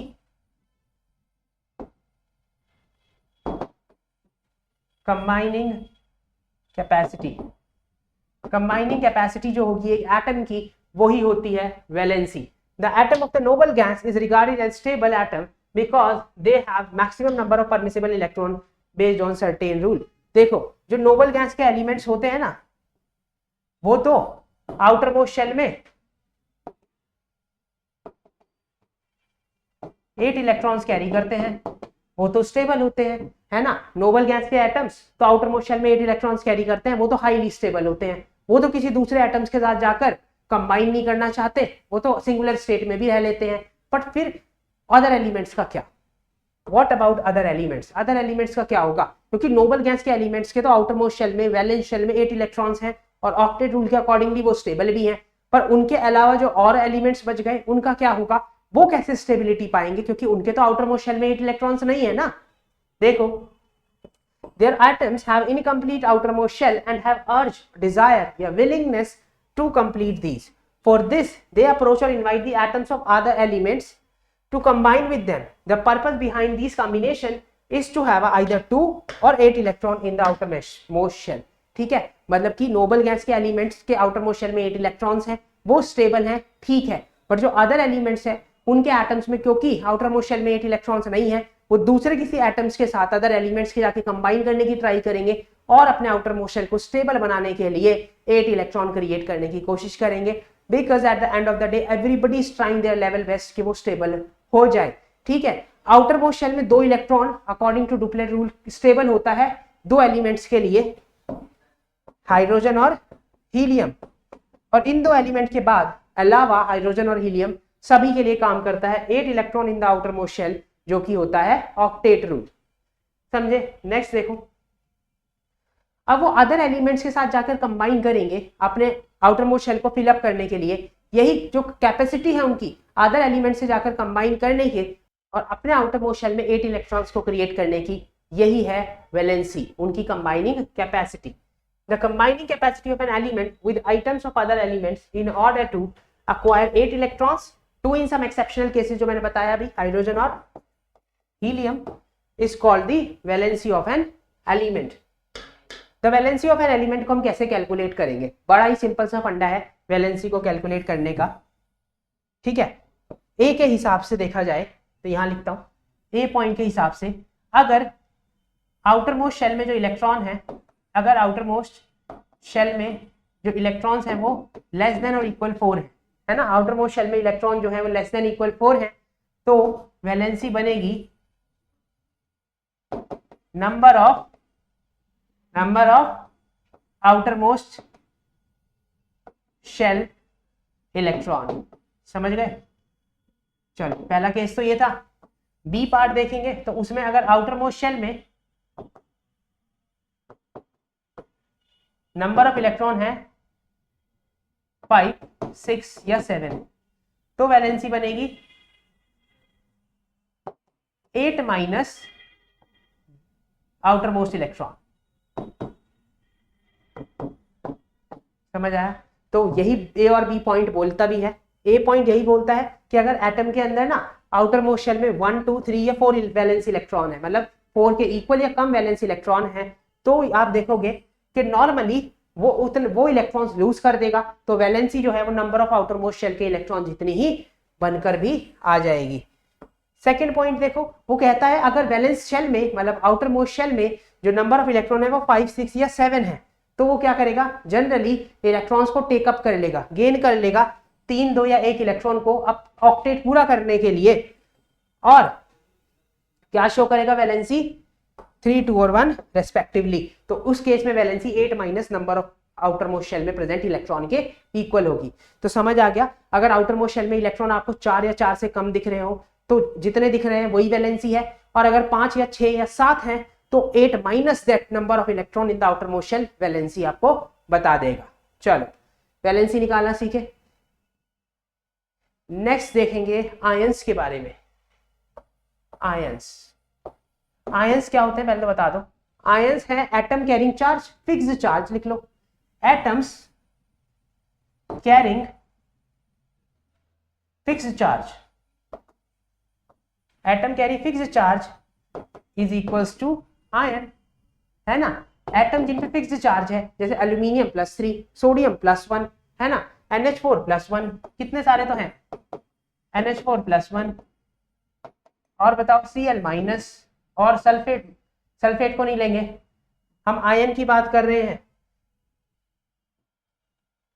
सल्फेट नहीं हो सकता, और कोई ले सकते हो, और कुछ भी ले सकते हो, Ca2+ ले सकते हो, ये सारे आयन ही हैं, मतलब atom having a fixed charge, ये सारे क्या हैं, आयन ही कहलाते हैं। अब हम बात करें पॉजिटिव आयन या कैटायन की, तो क्या होता है, मतलब कि पॉजिटिव आयन इज फॉर्म्ड जब एटम क्या करे, इलेक्ट्रॉन को लूज करे, है ना। जब एक एटम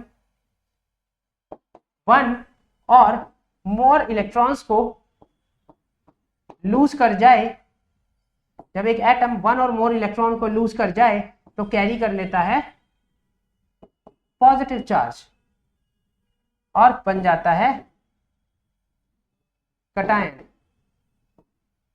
ओके, नेक्स्ट देखो, नेक्स्ट है नेगेटिव आयन या अनायन। नेक्स्ट है नेगेटिव आयन या एनायन। अगर नेगेटिव आयन या एनायन की बात करें तो जब एक एटम इलेक्ट्रॉन को गेन करे तो वो नेगेटिव चार्ज कैरी कर लेता है, वो अनायन बन जाता है। मतलब जब एक एटम 1 और मोर इलेक्ट्रॉन को गेन कर जाए तो क्या करेगा, नेगेटिव चार्ज कैरी कर लेगा और एनायन बन जाएगा। ओके, नेक्स्ट देखो, नेक्स्ट है आइसोटॉप्स। अब हमारे पास चैप्टर में सिर्फ 2 से 3 कंसेप्ट बचे हैं, आइसोटॉप्स, आइसोबार्स एंड आइसोटॉन्स। एक्स्ट्रा में पढ़ाऊंगा, 3 कंसेप्ट बचे हैं।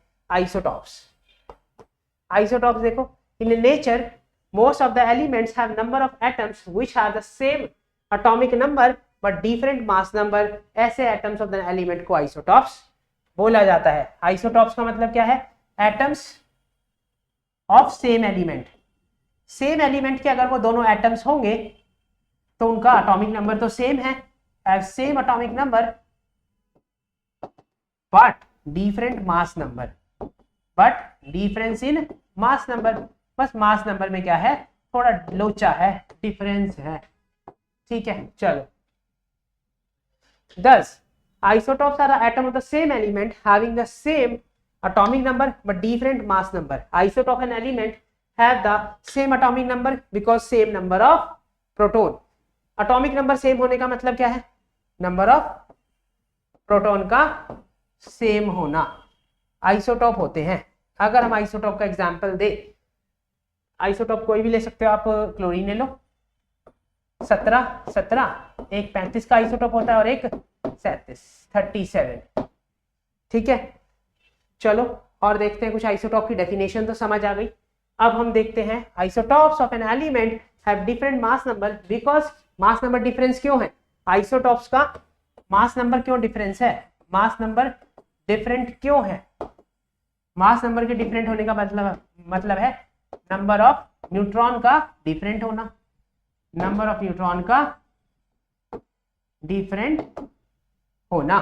ठीक है, because the different number of neutron, it is clear that isotopes of an element differ in the number of neutron in their nuclei.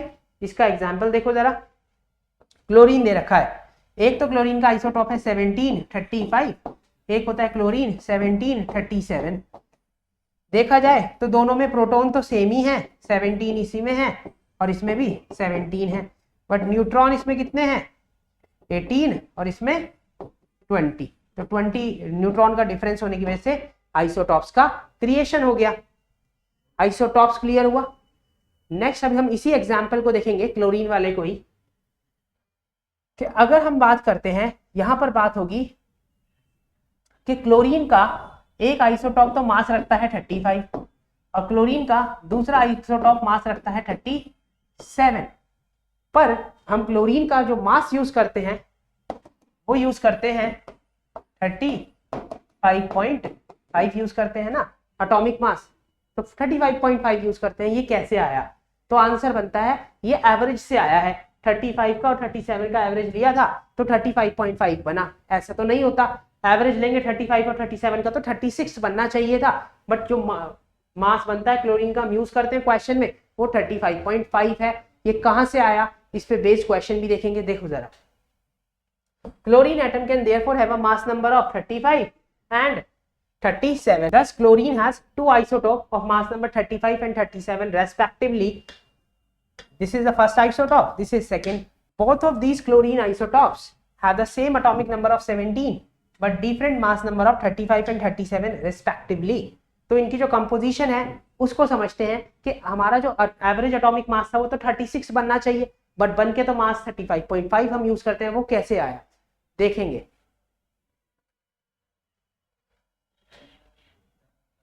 उसके लिए जो फॉर्मूला होता है वो देख लो, जो हम निकालते हैं रिलेटिव एटॉमिक मास, जो एवरेज एटॉमिक मास निकालते हैं, एवरेज वो निकालते हैं उनका परसेंटेज कंपोजिशन, जितना परसेंटेज वो प्रेजेंट है इनटू में उनका जो एटॉमिक मास नंबर है।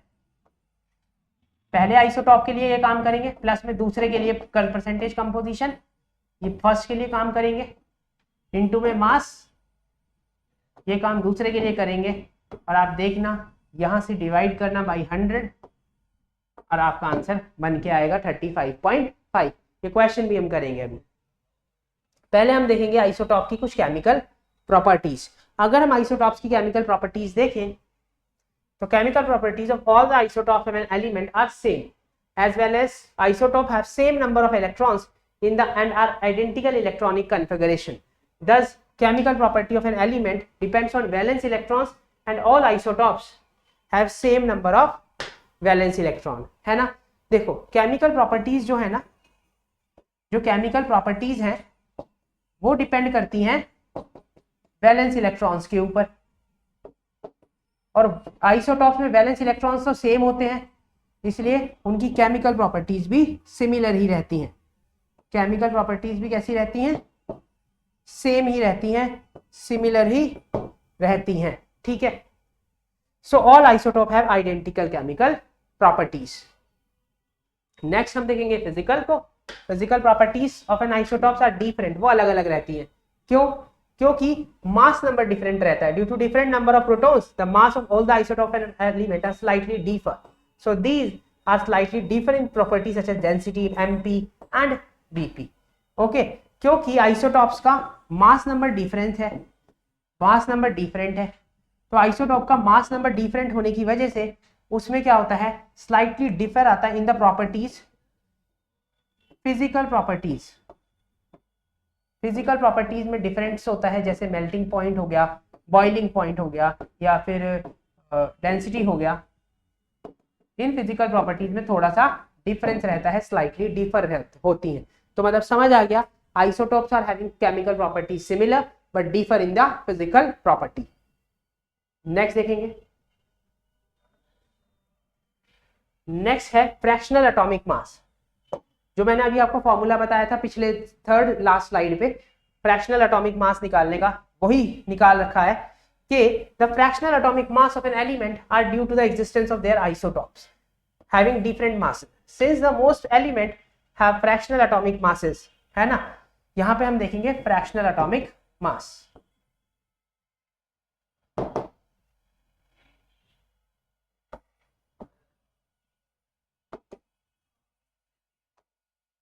फ्रैक्शनल एटॉमिक मास, देखो क्लोरीन है, उसके दो आइसोटॉप होंगे, एक होगा क्लोरीन 1735 जिसका अबंडेंस होता है 75%, है ना, इसका मास है 35 unit.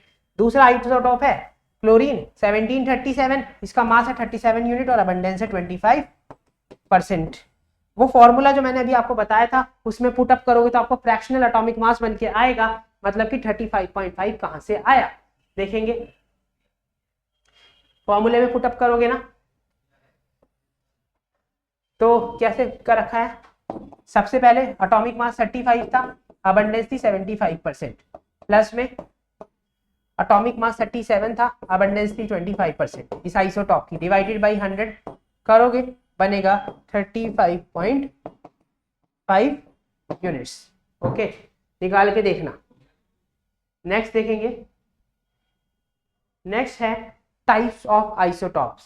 There are two types of isotopes. हमारे पास दो टाइप के आइसोटॉप्स होते हैं। कुछ आइसोटॉप्स तो स्टेबल होते हैं, कुछ आइसोटॉप अनस्टेबल भी होते हैं। These are stable and unstable, मतलब कुछ आइसोटॉप्स तो स्टेबल होते हैं, जो आइसोटॉप स्टेबल है उनका तो ठीक है, बट जो आइसोटॉप अनस्टेबल है वो ट्राई करते हैं स्टेबल आइसोटॉप में कन्वर्ट होने की। तो वो स्टेबल में कैसे कन्वर्ट होते हैं वो देखो।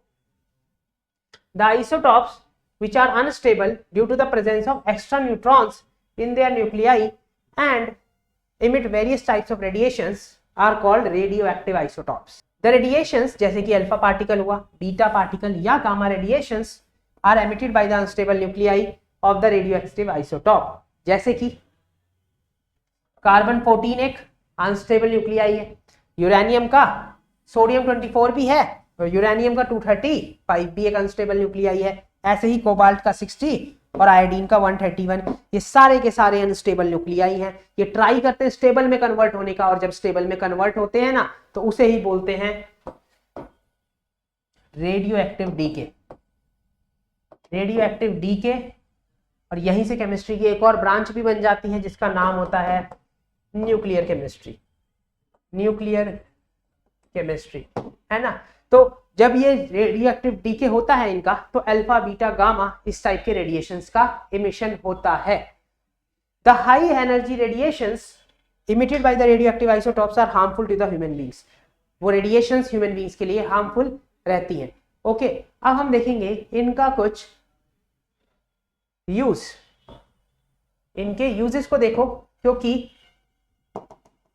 इन रेडियो एक्टिव आइसोटॉप्स के, अगर हम इन रेडियो एक्टिव आइसोटॉप्स की बात करें ना तो इनके यूजेस भी बड़े सारे हैं और इंपॉर्टेंट भी हैं। देखो यहां से क्वेश्चन आएगा 100%, ये क्वेश्चन 100% मिलेगा आपको रेडियो एक्टिव आइसोटॉप्स के यूजेस का। पहले देखो, radioactive isotopes are used as a fuel in the nuclear reactors of nuclear plants for generating electricity. जो यूरेनियम 235 वाला आइसोटोप था ना, वो न्यूक्लियर रिएक्टर्स में यूज किया जाता है, उसको हम लोग न्यूक्लियर रिएक्टर्स में यूज करते हैं और उससे इलेक्ट्रिसिटी की जनरेशन हो पाती है।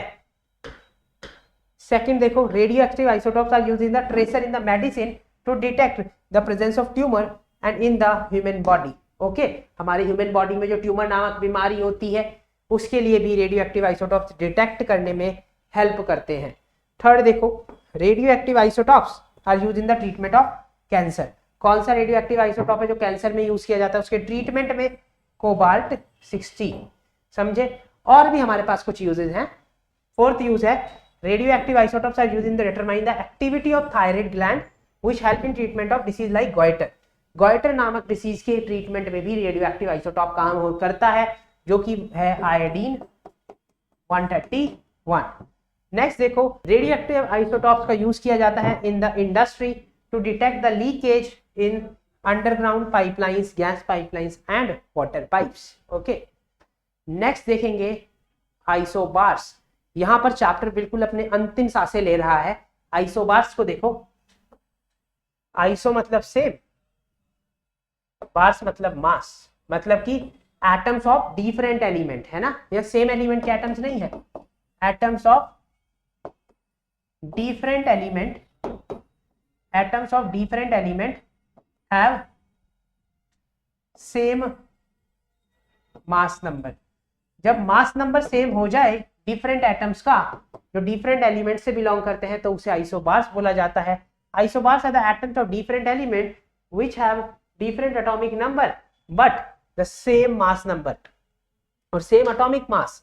Isobars have different number of proton in their nuclei but the total number of nucleons are same. For example देख लो, आर्गन और calcium. Calcium is 2040, argon is 1840। 18 है दोनों, इसमें 18 है, प्रोटॉन 18 होगा इसके, इसमें 20 प्रोटॉन हो गए। न्यूट्रॉन इसमें डिफरेंट है 22, इसमें 20, बट देखो टोटल मास बराबर हो गया। मतलब कि क्या है, न्यूक्लियॉन्स तो अलग हैं, न्यूक्लियॉन्स मतलब न्यूट्रॉन भी डिफरेंट है, प्रोटॉन भी डिफरेंट है, पर इनका जो सम है ना, जो मास नंबर बन रहा है वो सेम है। और यही रीजन है मास आइसोबारस नामक आइसोबार्स के जनरेशन की। ओके, नेक्स्ट देखेंगे अब हम आइसोटॉन्स। अगर हम बात करते हैं आइसोटॉप्स की, तो आइसोटॉप्स में होते हैं same number of neutron, same number of neutron की वजह से जनरेट होते हैं आइसोटॉप्स का सेट। ओके, आइसोटॉन्स की बातें नहीं पूछेगा आपसे, सेम नंबर ऑफ न्यूट्रॉन की बातें आपसे नहीं पूछेगा सीबीएसई वाले लेवल पर। ठीक है, अगर एक ट्रिक बताऊं मैं, तो याद रखने की ट्रिक होता है पैन, आइसोटॉप, आइसोबार और आइसोटॉन्स। टॉन्स में सेम न्यूट्रॉन है, बार में सेम ए है, मतलब मास सेम होता है, और आइसोटॉप्स में सेम प्रोटॉन होते हैं। याद रख सकते हो पैन से? तो अगर याद रख सकते हो तो बहुत अच्छी बात है, क्योंकि यहाँ पर चैप्टर का सारा थियोरेटिकल वाला, कंसेप्चुअल वाला पार्ट ओवर होता है। अब इस चैप्टर में मैंने क्वेश्चंस डिस्कस नहीं करे, अब वो डिस्कस करते हैं वन बाय वन सारे इंपॉर्टेंट वाले क्वेश्चन। पहला क्वेश्चन देखो, helium atom has an atomic mass of 4 unit and 2 proton in it's nucleus, how many neutron does it have? मतलब अगर हम हीलियम एटम की बात करें तो उसके अंदर एटॉमिक मास 4 यूनिट है उसका, मतलब न्यूट्रॉन और प्लस प्रोटॉन का मास की वजह से बना ना एटॉमिक मास, वो 4 यूनिट हो गया। 2 प्रोटॉन है, 2 प्रोटॉन का मास 2 यूनिट, तो हमें बताने हैं नंबर ऑफ न्यूट्रॉन्स। तो न्यूट्रॉन्स कितने होंगे? नंबर ऑफ न्यूट्रॉन 2 होंगे। पता है, एक प्रोटॉन की वजह से मास कंसीडर करेंगे 1 यूनिट। सोल्यूशन देखेंगे इसका जरा। Helium atom has 2 neutrons, the mass of an atom is equals to the mass of proton plus में mass of neutron present. Hence helium atom has 2 protons, mass contributed by the 2 proton is 2 units. Thus the remaining mass 2 units जो बच गया mass 4 में से, वो neutron ने दिया होगा, है ना? तो कितने न्यूट्रॉन रहे होंगे? एक न्यूट्रॉन का मास एक प्रोटॉन जितना ही होता है, मतलब कि वो 1 यूनिट ही होगा। तो 2 यूनिट क्रिएट करने के लिए 2 न्यूट्रॉन्स लगे होंगे, तो आंसर आ जाता है 2 न्यूट्रॉन्स। नेक्स्ट क्वेश्चन देखें, नेक्स्ट क्वेश्चन बोल रहा है the number of electrons in an atom is 8 and the number of proton is also 8, then what is the atomic number of an atom. Atomic number किसके equal होता है, हमें पता है एटॉमिक नंबर होता है नंबर ऑफ प्रोटॉन के equal. तो किसके इक्वल कितना आ जाएगा, 8 आ जाएगा इसका atomic number. What is the charge on an atom, charge आ जाएगा 0। क्यों, क्योंकि नंबर ऑफ प्रोटॉन और नंबर ऑफ इलेक्ट्रॉन बिल्कुल बराबर हो गए, इसीलिए चार्ज उस पर कुछ होगा ही नहीं। आंसर देख लो जरा, द एटॉमिक नंबर होता है नंबर ऑफ प्रोटॉन, तो एटॉमिक नंबर बन गया 8। चार्ज की बात करें तो वो क्योंकि इलेक्ट्रॉन और प्रोटॉन का नंबर बराबर है तो चार्ज बन गया 0, वो बन गया न्यूट्रल। थर्ड क्वेश्चन देखो, थर्ड क्वेश्चन क्या कह रहा है, वो बोल रहा है for the symbol hydrogen deuterium tritium subatomic particles found in each of them. जो सब एटॉमिक पार्टिकल्स मतलब कि इलेक्ट्रॉन, प्रोटॉन और न्यूट्रॉन के बारे में बताओ for hydrogen deuterium and tritium.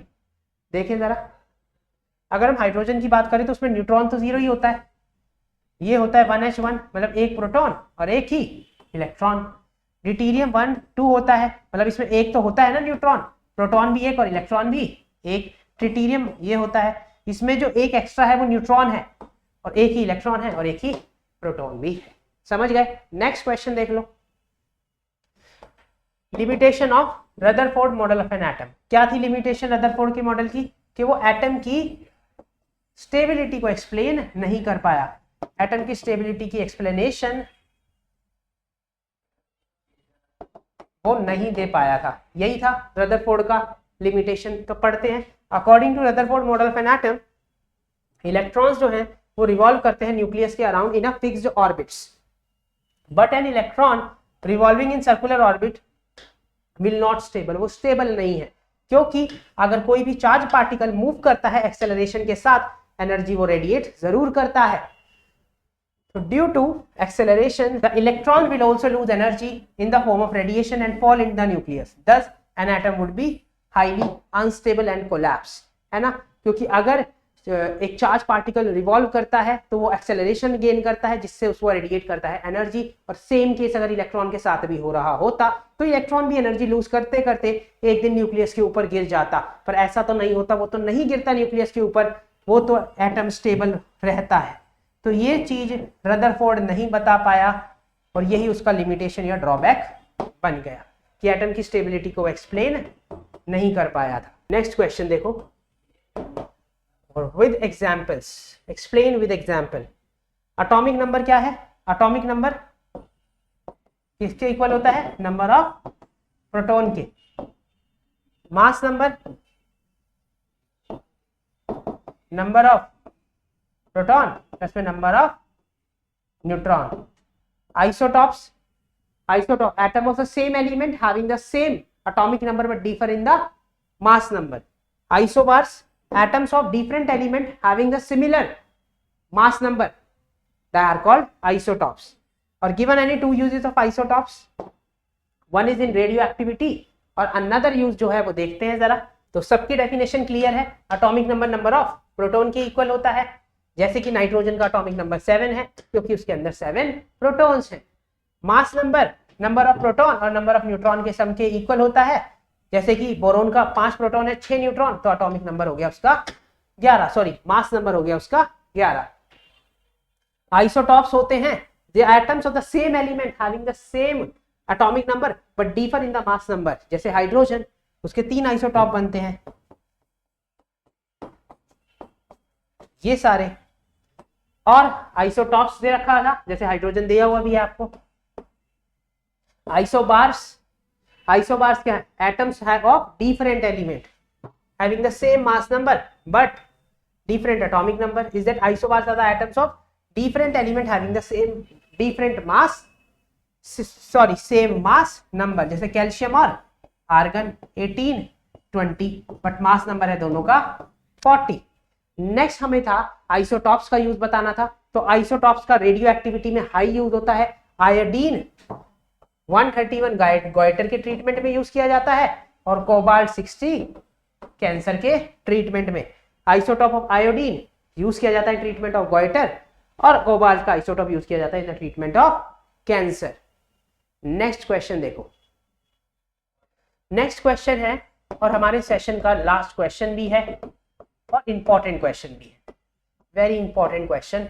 यहां पर हमें क्या है, bromine atom is available in the form of से 2 आइसोटॉप दे रखे हैं ब्रोमीन के, उनका एवरेज एटॉमिक मास हमें पूछ रहा है। तो हमें एवरेज एटॉमिक मास का फॉर्मूला तो आता ही है, क्या होगा, परसेंटेज कॉम्पोजिशन इनटू में अबंडेंस, पहले वाले के लिए percent plus percentage composition into में अबंडेंस, अबंडेंस को भी आप परसेंटेज में लिखोगे, सेकंड वाले के लिए अपॉन में 100, यही करेंगे तो हमें एवरेज एटॉमिक मास पता चल जाएगा। इसका निकालते हैं जरा, ये इस और इसकी परसेंटेज कंपोजिशन, इस आइसोटॉप की परसेंटेज कंपोजिशन ये है, तो क्या करेंगे 49.3 49.7 इंटू में 79 डिवाइड बाई 100 प्लस में 81 इंटू में 50.3 डिवाइड बाई 100, सॉल्व करोगे तो बनेगा अराउंड 80.006 यूनिट बनेगा, जिसको लिख सकते हैं 80 यूनिट। तो दैट इज द ब्रोमीन का एटॉमिक मास अराउंड 18 यूनिट्स बनकर आता है अप्रोक्सीमेटली।